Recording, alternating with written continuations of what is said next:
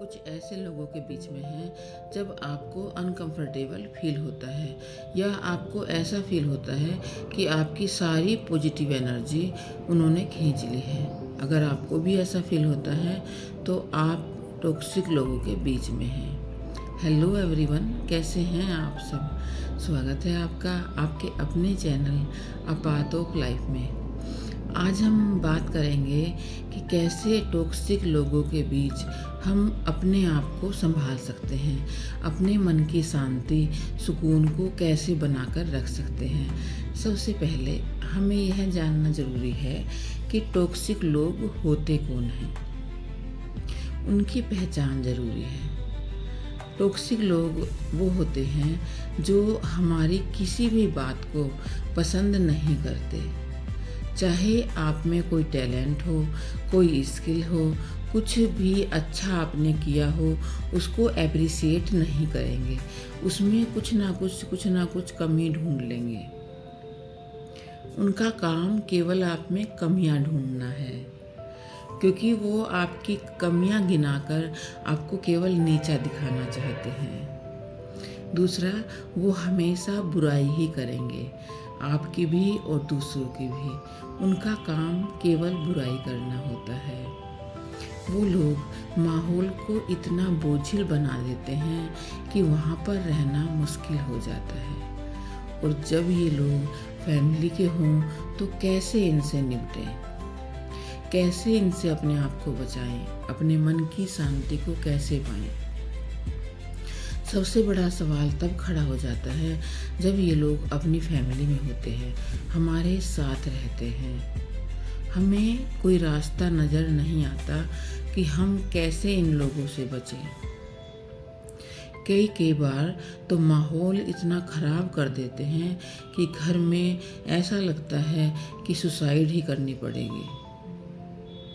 लेकिन आपको ऐसा कभी भी नहीं करना है। आपको अपने आप को उन टॉक्सिक लोगों से बचाना है, अपने मन की शांति को बरकरार रखना है, अपने जीवन के सुकून को बनाकर रखना है, क्योंकि जीवन छोटा सा है।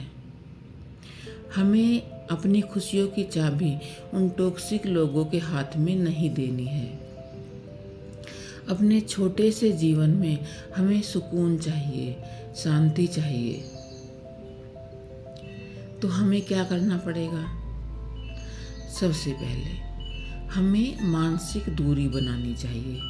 मानसिक दूरी का मतलब है कि हमें उन लोगों से इतनी ही बात करनी चाहिए जितनी की ज़रूरी हो।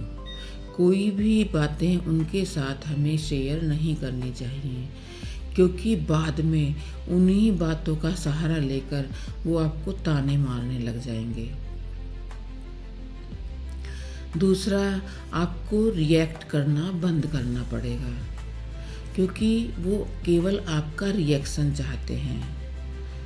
क्योंकि आपने देखा भी होगा, जो फैमिली के टॉक्सिक लोग होते हैं तब तक आपको गुस्सा दिलाते रहेंगे जब तक या तो आप रोने ना लग जाएं या फिर उल्टा जवाब ना देने लग जाएं। अगर आप रिएक्शन करेंगे तो यह उन लोगों की जीत हो जाएगी।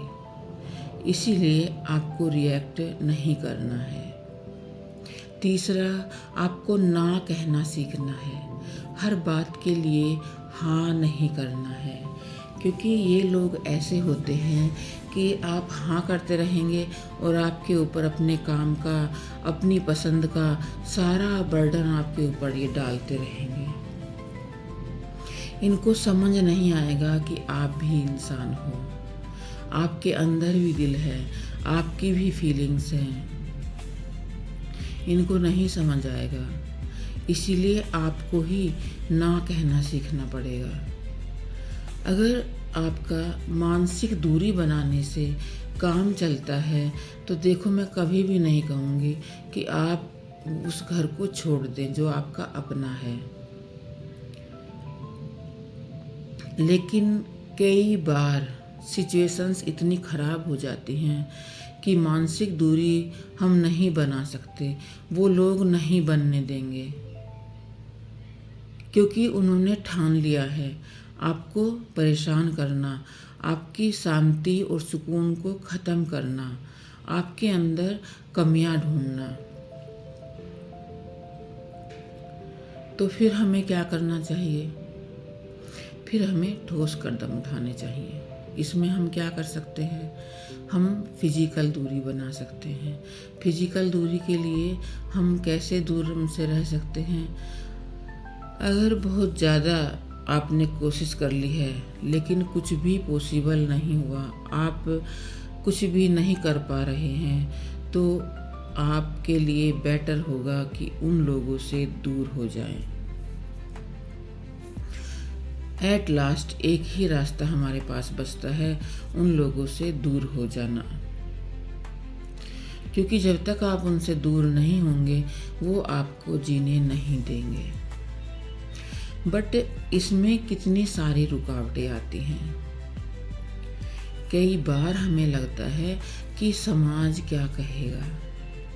कई बार हम परिवार में ऐसे लोगों को इसलिए बर्दाश्त करते रहते हैं कि समाज हमें क्या कहेगा। हम समाज से इतना ज़्यादा डरते हैं कि अपने आप को ख़त्म कर देते हैं। समाज के डर से हम अपना जीवन ख़त्म कर देते हैं। लेकिन सोचो कि समाज आपके लिए क्या कर रहा है? क्या वो आपकी परेशानियां कम कर रहा है? नहीं, कभी नहीं करता परेशानियां कम।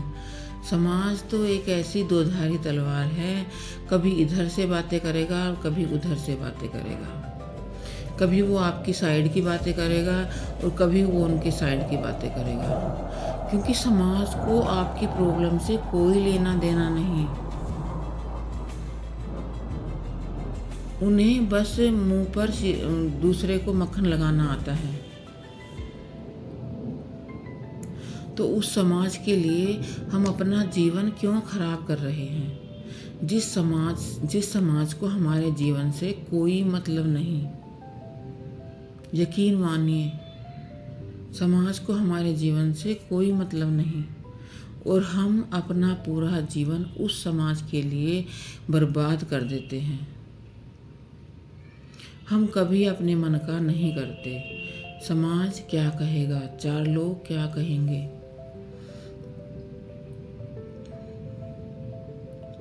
अगर आपके लिए उस परिवार में रहना, उस छत के नीचे रहना अब पॉसिबल नहीं है, तो आपको उन्हें छोड़ना ही पड़ेगा। क्योंकि परिवार वो नहीं जो एक छत के नीचे रहता है। परिवार वो है जहाँ पर इज्जत होती है, आपको ताने नहीं मिलते, वो परिवार है। आपकी हर बात में नुक्स नहीं निकाले जाते, वो परिवार है। जहाँ आपको बात बात पर सफाई नहीं देनी पड़ती, अपने आप को एक्सप्लेन करना नहीं पड़ता, वो परिवार है। जहाँ लोग आपको समझते हैं, वो परिवार है। आपकी मजबूरियाँ, आपका टैलेंट, आपकी खुशियाँ, आपके दुख सबको समझते हैं, वो ही परिवार है ना। तो उस परिवार में रहने का क्या फ़ायदा जहाँ लोग हमें नहीं समझते। जो लोग गलत हैं, जिन्होंने हमारी मानसिक शांति, सुकून, हमारा जीवन सब बर्बाद करके रख दिया है केवल अपनी ईगो के लिए, ये उनकी खुद की इनसिक्योरिटी है। वो बर्दाश्त नहीं कर पाते कि आप उनसे ज़्यादा टैलेंटेड हो, इसीलिए वो आप में कमियां निकालते हैं। अब आपके अंदर कमियां निकालकर वो अपनी ईगो को सेटिस्फाई करते हैं। तो ऐसे गलत लोगों को छोड़ना गुनाह नहीं है, सेल्फ केयर है और सेल्फ केयर ज़रूरी है। देखो, भगवान ने हमें जीवन दिया है और भगवत गीता में भी भगवान ने कभी नहीं कहा कि गलत चीज़ों को बर्दाश्त करते रहो। भगवत गीता भी हमें यह नहीं सिखाती कि हमारे ऊपर अत्याचार होते रहें और हम उन्हें बर्दाश्त करते रहें। अपने आप को बचाना सेल्फ रिस्पेक्ट है, गुनाह नहीं। इसीलिए अपने अंदर से डर निकाल दो कि समाज क्या कहेगा, क्योंकि हमें समाज के लिए नहीं जीना, अपने लिए जीना है और उस परमात्मा के लिए जीना है जिसने हमें बनाया है। अपने अंदर गिल्ट नहीं रखना क्योंकि हमने कुछ गलत नहीं किया। हाँ, अपने अंदर झांक कर देखना है, एनालिसिस करना है, कहीं आपकी तो कोई गलती नहीं है। आपको अपनी तरफ से कोई भी गलती नहीं करनी, किसी को हर्ट नहीं करना। अगर आप किसी को हर्ट नहीं करेंगे, किसी का बुरा नहीं चाहेंगे, तो भगवान आपको पनिश क्यों करेंगे?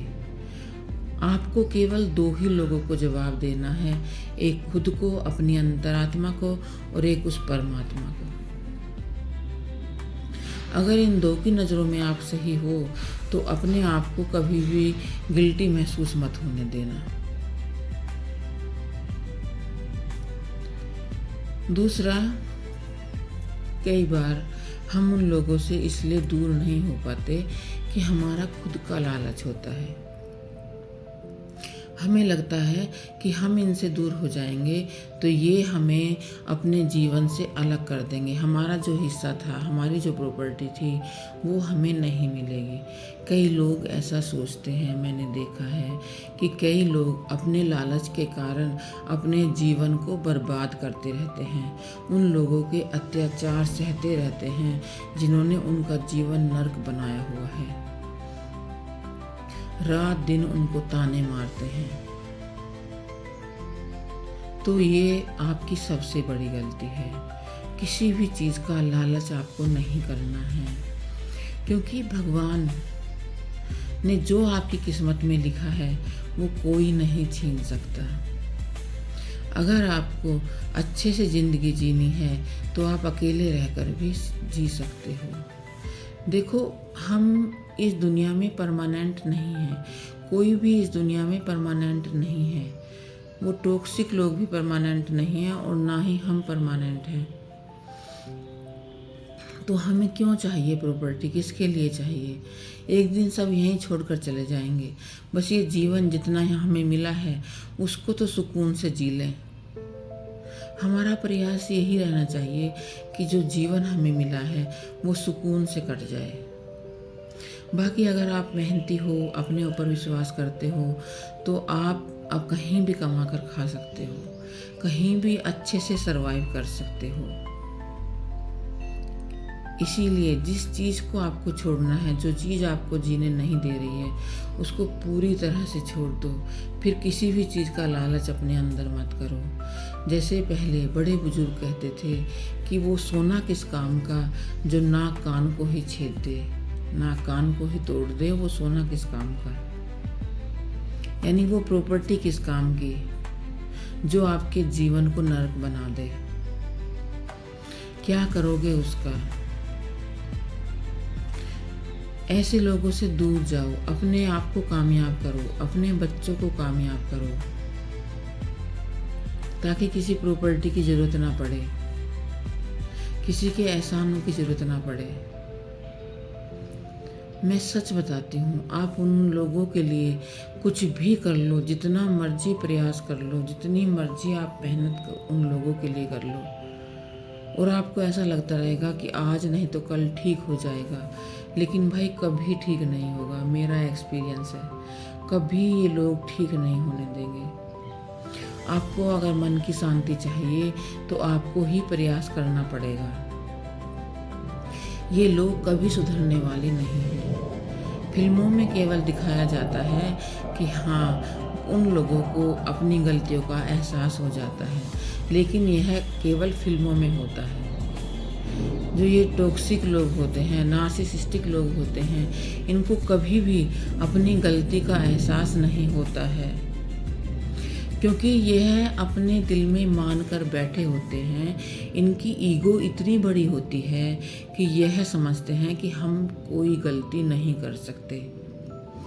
अगले वाले ने कोई गलती नहीं भी की है तो उसको कसूरवार बनाकर खड़ा कर देते हैं।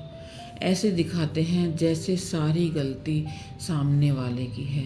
विक्टिम कार्ड खेलते हैं और इतने चालाक और झूठे होते हैं कि कि हमेशा दूसरे को ही, किसी थर्ड पर्सन के सामने आपको ही गुनहगार बनाकर खड़ा कर देंगे। कितने लोग हैं जो इस चीज़ को फेस कर रहे हैं, मुझे कमेंट करके ज़रूर बताना। अगर आपको यह वीडियो पसंद आई है तो चैनल को सब्सक्राइब करना, क्योंकि हम मिलते रहेंगे ऐसी ही वीडियोज़ के साथ।